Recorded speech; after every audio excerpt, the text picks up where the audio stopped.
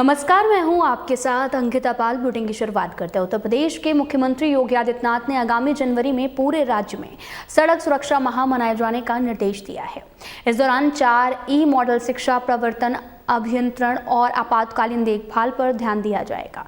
मुख्यमंत्री योगी आदित्यनाथ ने राज्य के वरिष्ठ अधिकारियों के साथ में एक उच्च स्तरीय समीक्षा बैठक की है, जिसमें उन्होंने कहा कि यह अभियान केवल औपचारिकता नहीं बल्कि इसे जन केंद्रित आंदोलन बनाया जाना है। सीएम योगी ने विषय की गंभीरता को देखते हुए आपराधिक आंकड़ों के हवाले से बताया कि नवंबर 2025 तक राज्य में कुल 46,223 सड़क दुर्घटनाएं दर्ज की गई, जिनमें 24,776 लोगों की जान चली गई। उन्होंने कहा यह आंकड़े बेहद चिंताजनक है।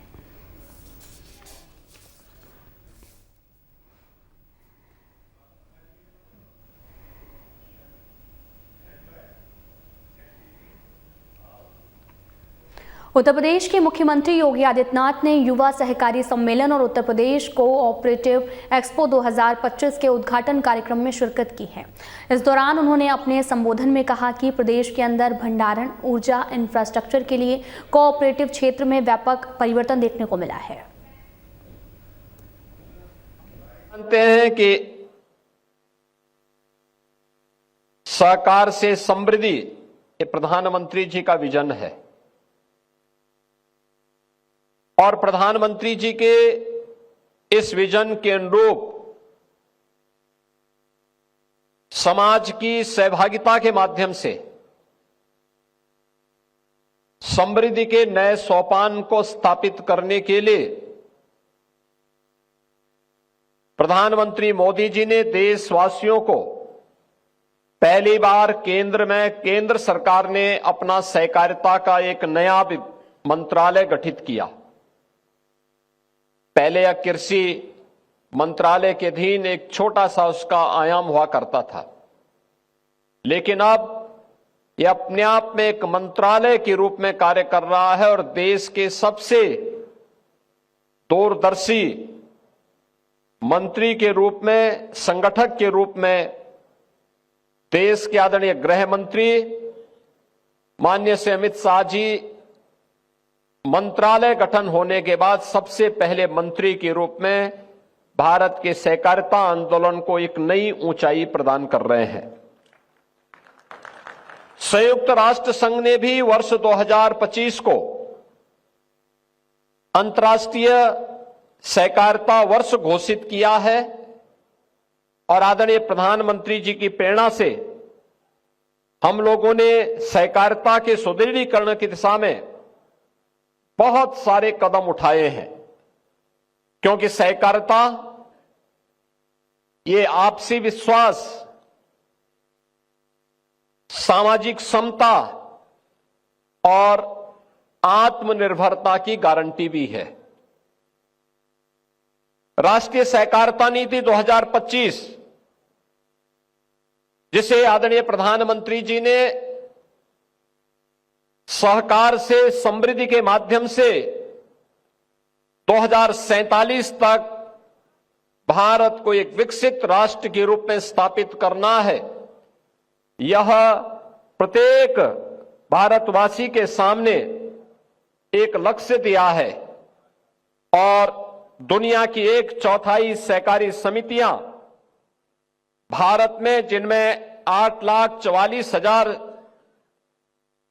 प्लस समितियां हैं, 30 करोड़ से अधिक सदस्य, यह इस पूरी अभियान में एक सामूहिक शक्ति के रूप में अपना योगदान देने के लिए तत्पर है।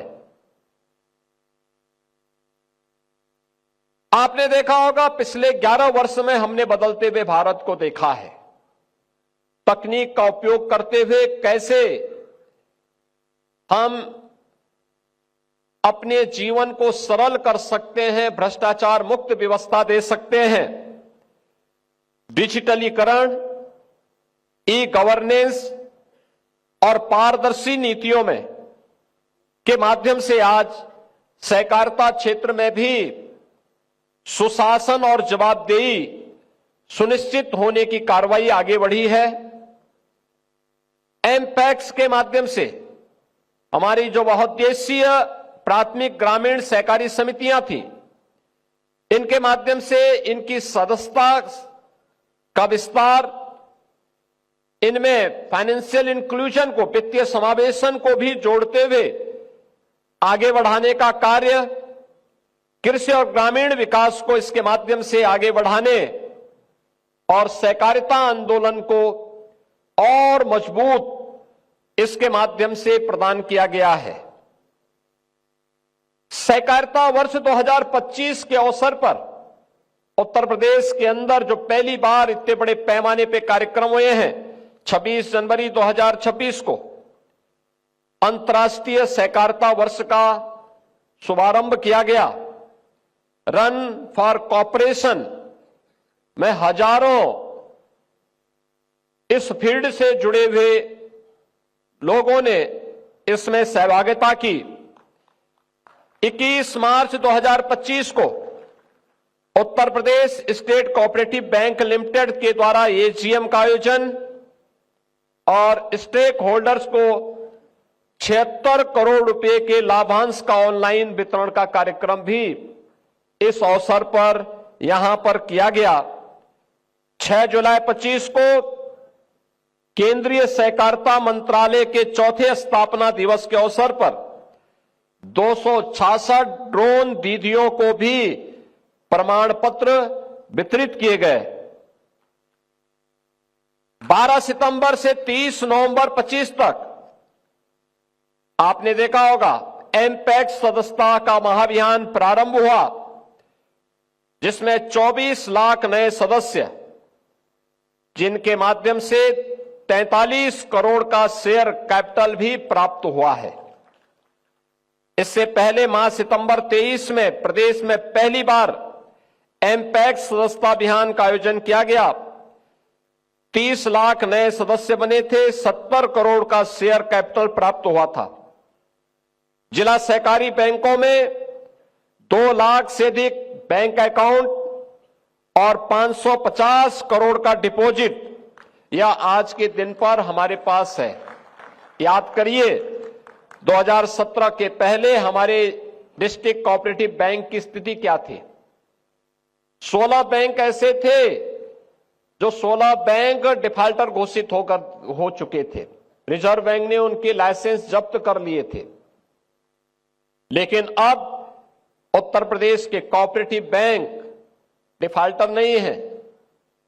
अब ये बैंक बीमार नहीं है, बल्कि स्वयं तो स्वस्थ है ही, बल्कि कोऑपरेटिव से जुड़े हुए अपने सभी सदस्यों को, हर किसान की समृद्धि में भी अपना योगदान दे रहे हैं।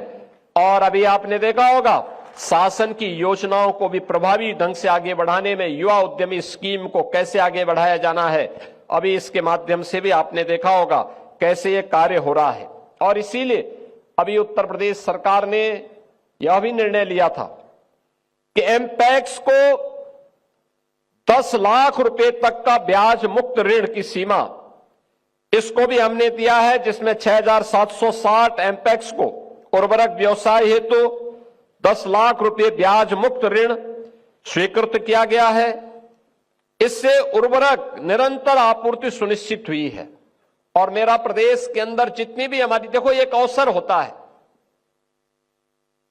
हम लोगों ने प्रयास किया है कि जितना भी प्रदेश के अंदर फर्टिलाइजर, केमिकल और पेस्टिसाइड का वितरण होता है, इसमें से कम आधा तो कोऑपरेटिव से जुड़े हुए एमपैक्स के माध्यम से, साधन सहकारी समितियों के माध्यम से वितरित हो। लेकिन इसके लिए आपको अपने लोगों को, अपनी मैन पावर को वहां पूरा करना पड़ेगा। प्रत्येक इसमें अगर आप ये व्यवस्था सुनिश्चित करेंगे तो अन्नदाता किसान आपके साथ जुड़ेगा, आपकी सदस्य संख्या बढ़ेगी, आम किसान का, आम अन्नदाता किसान का विश्वास इसमें आपको सुदृढ़ होगा और आपके शेयर को बढ़ाने में, आपके लाभांश को बढ़ाने में भी इससे मदद मिलेगी। एमपैक्स द्वारा 6,400 करोड़ का व्यवसाय किया गया, 191 करोड़ का विशुद्ध मुनाफा भी इसके माध्यम से उनके द्वारा कमाया गया। इस ऋण सीमा को आगे बढ़ाने की दिशा में भी हम लोगों ने कार्रवाई आगे की है। कि अभी तक हमने 10 लाख तक किया है, आने वाले समय में हम इसको 15 लाख तक का गारंटी मुक्त ऋण देने की दिशा में भी कदम बढ़ाएंगे। लेकिन सबसे पहले हमें जो हमारी एमपैक्स में जो रिक्तियां हैं, जो मैन पावर की कमी है, जो कभी कभी हमें दिखाई देती है, इसको पूरा करवाएं। और इसको हम पूरा कर लेते हैं तो फिर आने वाले समय में इन चीजों को हमें और आगे बढ़ाने में मदद मिलेगी। 161 एमपैक्स ने जन औषधि केंद्र के रूप में भी सस्ती दवाइयां यानी जेनरिक दवा उपलब्ध करवाने की वहां व्यवस्था की है, जिसके माध्यम से भी 1,86,00,000 रुपए का से अधिक का उन्होंने अब तक व्यवसाय भी किया है। इसके साथ ही प्रदेश के अंदर भंडारण, ऊर्जा और इंफ्रास्ट्रक्चर के लिए भी कोऑपरेटिव क्षेत्र में व्यापक परिवर्तन हम सबको देखने को मिला है। भारत सरकार की जो विभिन्न योजनाएं हैं उनके माध्यम से कोठवा पांडे एमपैक्स ने 1500 मीट्रिक टन क्षमता का गोदाम बनाया है, जो सबसे बड़ा गोदाम के रूप में इस क्षेत्र में मौजूद है। और मुझे लगता है किसी भी कोऑपरेटिव के द्वारा बनाए गए बड़े गोदाम में उसकी गिनती होती है। 25-26 में 24 नए पैक्स के द्वारा भी ऐसे स्टोरेज बनाने की कार्रवाई आगे बढ़ रही है। 502 एमपैक्स में सोलर रूफटॉप पैनल की भी स्थापित करने का कार्य पूर्ण किया गया है। और इस कार्यक्रम को आगे बढ़ाते हुए जितने भी हमारे पुराने और जर्जर वेयर हाउस थे, उनकी मरम्मत के लिए प्रत्येक एमपैक्स को 10 लाख रुपए तक की वित्तीय सहायता, अब तक 70 करोड़ से 980 एमपैक्स को सुदृढ़ीकरण करने का कार्य हुआ है। 25-26 में 30 करोड़ इसमें अतिरिक्त प्रावधान भी हम लोग इसके साथ किए हैं। एमपैक्स के उन्नयन के लिए 800 से अधिक नवगठित एमपैक्स को सरकार के द्वारा वित्तीय सहायता भी प्रदान की जा रही है। 1 लाख रुपए के मार्जिन मनी के साथ 1 लाख रुपए की जो आधारभूत संरचना है, जैसे पीने का पानी, वहां पर शौचालय, फार्मर शेड, कंप्यूटर रैक और अन्य जो भी वहां की आवश्यकता है इसके अनुरूप वहां पर यह कार्रवाई हम लोगों के द्वारा तेजी के साथ आगे बढ़ाने का कार्य भी इसको तेजी के साथ आगे बढ़ाया गया है। और Uttar Pradesh state cooperative bank अब नाबार्ड से ये श्रेणी के बैंक के रूप में अपने आप को स्थापित किया है। इसमें तमाम प्रकार की कार्रवाई आगे बढ़ी है। इस प्रदेश में इसके द्वारा 40 शाखाएं आज संचालित हो रही हैं। अब मैं कह सकता हूं कि हमारे जिला कोऑपरेटिव बैंक की जो 50 जिला कोऑपरेटिव बैंक थे, आज के दिन पे सभी के सभी लाभांश कमा रहे हैं। यानी जो पहले बीमार थे और बाकी भी बीमार होने की ओर जा रहे थे, क्योंकि तो एक वास्तव में एक संक्रमण होता है, एक बीमार होता है दूसरा भी बीमारी की तरफ बढ़ता है। लेकिन जैसे उस बीमारी को समय रहते उपचार कर लिया जाता है तो सारे लोग स्वस्थ हो जाते हैं। ऐसे ही अब उत्तर प्रदेश के सभी 50 कोऑपरेटिव डिस्ट्रिक्ट कोऑपरेटिव बैंक आज के दिन पर लाभांश कमा रहे हैं। और हम लोगों ने 1 डिस्ट्रिक्ट 1 बैंक 1 कोऑपरेटिव बैंक की इस परिकल्पना को भी साकार करने की दिशा में कार्रवाई प्रारंभ की। बलरामपुर में एक नया जिला कोऑपरेटिव बैंक के गठन की कार्रवाई आगे बढ़ चुकी है। 24-25 में 162 करोड़ 2 लाख रुपए का लाभ भी हमारे कोऑपरेटिव बैंक ने कमाया है। और अब इसमें हम लोगों के द्वारा तेजी के साथ आगे कार्य हो रहा है। बहनों और भाइयों, अच्छी सरकार आती है यही होता है। पिछली सरकारें 1 डिस्ट्रिक्ट 1 माफिया पालती थी। यानी कोऑपरेटिव क्षेत्र तो पिछली सरकारों की माफिया राज के कारण बर्बाद हो गया था। किसान की पूंजी फंस गई थी। हजारों करोड़ फंस गई थी। 4700 करोड़ रुपए का हमने 16 जो कोऑपरेटिव बैंक जिनके लाइसेंस जब्त हो गए थे, किसानों का वो पैसा हम लोगों ने फिर धीरे धीरे करके वापस करवाया। आज वो पैसा भी वापस है, बैंक भी फिर से अपना काम करते हुए आगे बढ़ रहा है। अब हम लोग वन डिस्ट्रिक्ट यानी माफिया से तो प्रदेश से मुक्ति हो गई, लेकिन अब one district one cooperative bank की दिशा में उत्तर प्रदेश आगे बढ़ रहा है और इसको हमें आगे बढ़ाना चाहिए, क्योंकि ये आज की आवश्यकता है और उस दिशा में प्रदेश सरकार ने तेजी के साथ कदम बढ़ाए हैं। ये हमारे लिए इसलिए भी महत्वपूर्ण है क्योंकि हमें वित्तीय समावेशन की दिशा से जितने भी फाइनेंशियल इंक्लूजन है, जितनी भी केंद्र और राज्य सरकार की योजनाएं हैं, इन योजनाओं को प्रभावी रूप से क्रियान्वयन करने के लिए यह कार्य आगे बढ़ता है और स्थानीय स्तर पर युवाओं के लिए रोजगार की नई संभावनाओं को भी आगे बढ़ाया जा सकता है। मैं आप सभी युवाओं से इस बारे में अपील करूंगा कि हमारा युवा सहकारिता आंदोलन का एक भविष्य है और उसका भविष्य का शिल्पी है।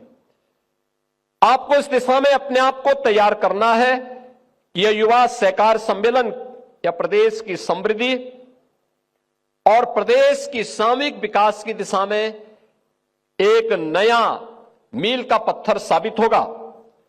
और आदरणीय प्रधानमंत्री जी ने जो भारत सरकार के माध्यम से सहकार से समृद्धि, सहकार से आत्मनिर्भरता का विजन देशवासियों को दिया है कि हमें 2047 में विकसित भारत की परिकल्पना को साकार करना है, उसे साकार करने की दिशा में सहकारिता आंदोलन को हमें उतनी ही मजबूती के साथ आगे बढ़ाना पड़ेगा। आज देखिए, आपके सामने विशिष्ट अतिथि के रूप में भारत सरकार के पूर्व केंद्रीय मंत्री, जिन्होंने श्रद्धेय अटल जी के साथ में और आदरणीय प्रधानमंत्री मोदी जी के साथ में जिन्होंने कार्य किया था, देश के अंदर नदी जोड़ो अभियान के लिए जो कमेटी गठित हुई थी उसकी अध्यक्षता भी माननीय सुरेश प्रभु जी ने ही किया था। उन्हीं की अध्यक्षता की कमेटी ने इस कार्यक्रम को आगे बढ़ाया था। देश के अंदर सहकारिता के लिए जो ड्राफ्ट तैयार हुआ है वह भी आप ही की अध्यक्षता में जो कमेटी है उसने बनाया है। आज उनका मार्गदर्शन आपको प्राप्त हो। प्रदेश भर से आप युवा आए हैं, सहकारिता की उन बारीकियों को उनसे समझने की आवश्यकता है, कैसे हम इसके माध्यम से विकसित भारत की परिकल्पना को साकार कर सकते हैं। इस अवसर पर मुझे अन्नदाता किसानों के लिए एक और व्यवस्था करनी है और वह करना है कि प्रदेश के अंदर हम लोग उत्तर प्रदेश सहकारी ग्राम विकास बैंक एलडीबी का जो रेट ऑफ इंटरेस्ट है लगभग 11.5% है। किसान उससे लोन लेता है लेकिन उसके बहुत ब्याज देना होता है। अब हम लोग इसको कम करने की दिशा में आगे बढ़ रहे हैं और इसके लिए मैं चाहूंगा कि यह लोन अब किसान को 6% पर मिले। इसमें राज्य सरकार इसमें योगदान देगी और 6% में केवल किसान को, लघु और सीमांत किसान को हम इस सुविधा का लाभ देंगे। लघु और सीमांत किसान को प्रदेश के अंदर मुख्यमंत्री कृषक समृद्धि योजना के अंतर्गत हम लोग 6% पर इस ब्याज को एलडीबी के माध्यम से उपलब्ध करवाएंगे और जो बाकी बचेगा उसमें गवर्नमेंट इसमें अपना योगदान देगी। इस विश्वास के साथ मैं एक बार फिर से आज युवा सहकार सहमति सम्मेलन के अवसर पर, मैं आप सभी युवा सहकार सम्मेलन के अवसर पर आप सभी युवाओं से अपेक्षा करूंगा कि आप सहकारिता के भविष्य बनकर के उसके शिल्पकार बनने की दिशा में उचित प्रशिक्षण लें, उस दिशा में ईमानदारी पूर्वक उस पहल को आगे बढ़ाएं और टीम वर्क से कैसे परिणाम दिए जा सकते हैं उस दिशा में आप कार्य करेंगे। इस विश्वास के साथ मैं माननीय सुरेश प्रभु जी का और आप सबका हृदय से अभिनंदन करता हूं। धन्यवाद। जय हिंद।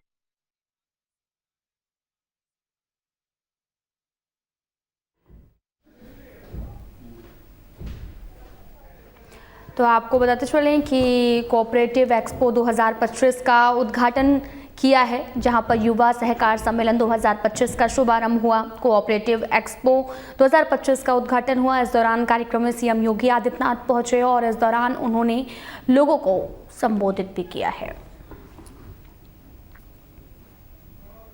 तो तस्वीरें भी आपको दिखा रहे हैं और अभी आपको बताते चलें कि सीएम योगी आदित्यनाथ का संबोधन भी सुनाया, जहां पर उन्होंने अपने संबोधन में प्रदेश के अंदर भंडारण, ऊर्जा, इंफ्रास्ट्रक्चर के लिए कोऑपरेटिव क्षेत्र में व्यापक परिवर्तन देखने को मिला है, इस पर उन्होंने बातचीत की और साथ ही कार्यक्रम को संबोधित किया। कार्यक्रम का उद्घाटन कर कार्यक्रम में शिरकत करने के लिए पहुंचे थे। इस दौरान वो लोगों को संबोधित करते हुए नजर आए और उन्होंने कोऑपरेटिव एक्सपो 2025 का भी उद्घाटन किया। कार्यक्रम में सीएम योगी आदित्यनाथ का संबोधन आपको सुना रहे थे। दरअसल लखनऊ में एक्सपो का आयोजन किया गया था और मुख्यमंत्री योगी आदित्यनाथ ने युवा सहकारी सम्मेलन उत्तर प्रदेश कोऑपरेटिव एक्सपो 2025 के उद्घाटन कार्यक्रम में शिरकत की। इस दौरान उन्होंने अपने संबोधन में कहा, प्रदेश के अंदर भंडारण, ऊर्जा, इंफ्रास्ट्रक्चर के लिए कोऑपरेटिव क्षेत्र में व्यापक परिवर्तन देखने को मिला है।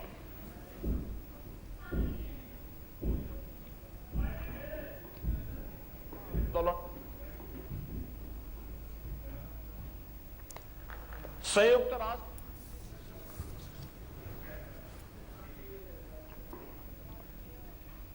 तो वहीं यूपी के हमीरपुर जिले में सर्दियों के सितम के साथ ही खेतों में काम कर रहे किसानों में जंगली जानवरों के झुंडों ने दहशत फैला रखी है। हमलावर सियार से लेकर फसलों को नुकसान पहुंचे, वहीं नीलगाय खुलेआम खेतों में घूमते हुए देखी जा रही, जो किसानों के लिए जान के साथ में फसल को नुकसान पहुंचा रहे हैं। जिला मुख्यालय के यमुना नदी और बेतवा नदी के संगम तट किनारे इस समय जंगली जानवरों की चहलकदमी से किसान दहशत में हैं और सियारों के झुंड, नीलगायों के झुंड अक्सर लोगों को दिखाई दे रहे हैं, जिसके चलते किसानों को खेतों में जाने में भी आपको बताते चलें कि अक्सर जो है दिखाई दे रहे हैं, जिसके चलते किसानों के खेतों में जाने से डर लग रहा।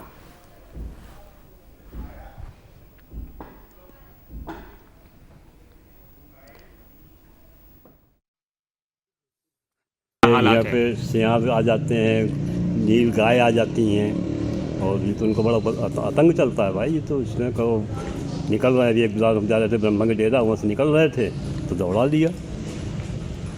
ये तो हावी मतलब ये तो जंगली जानवर हैं, किसी टाइम कर सकते हैं। ये तो सर्दी में कुछ ज़्यादा निकलते हैं, ज़्यादा निकलते हैं भाई, इनको सर्दी लगती है। ये पुरानी कहावत है भाई कि वो बीरबल से राजा ने कहा कि हल्ला क्यों जा रही, इनको जाड़ा लगता है। तो ये सर्दी में ज़्यादा आक्रामक होते हैं, लोगों पे हमला होते हैं। तो खेती में भी ये लोग कुछ बहुत नुकसान करते हैं। ये जो किसान लोग बाजियाँ वगैरह लगाते हैं, इनमें इनका बड़ा। फिलहाल वीडियो में इतना ही। नमस्कार।